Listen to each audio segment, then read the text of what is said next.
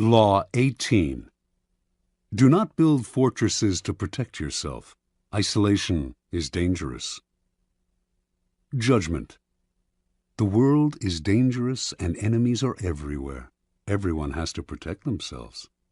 A fortress seems the safest, but isolation exposes you to more dangers than it protects you from.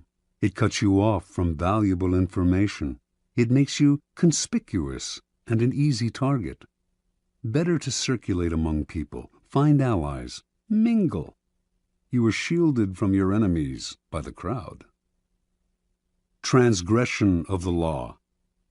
Qin Shi Huang, the first emperor of China in 221 to 210 BC, was the mightiest man of his day. His empire was vaster and more powerful than that of Alexander the Great. He had conquered all of the kingdoms surrounding his own kingdom of Qin and unified them into one massive realm called China.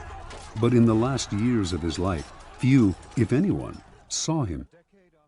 The emperor lived in the most magnificent palace built to that date, in the capital of Xianyang. The palace had 270 pavilions. All of these were connected by secret underground passageways, allowing the emperor to move through the palace without anyone seeing him.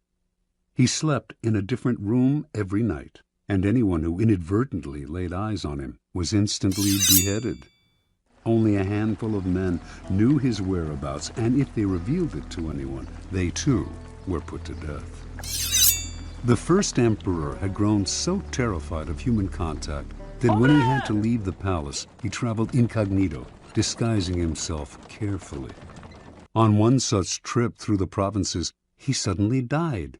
His body was borne back to the capital in the emperor's carriage, with a cart packed with salted fish trailing behind it to cover up the smell of the rotting corpse. No one was to know of his death. He died alone, far from his wives, his family, his friends, and his courtiers, accompanied only by a minister and a handful of eunuchs.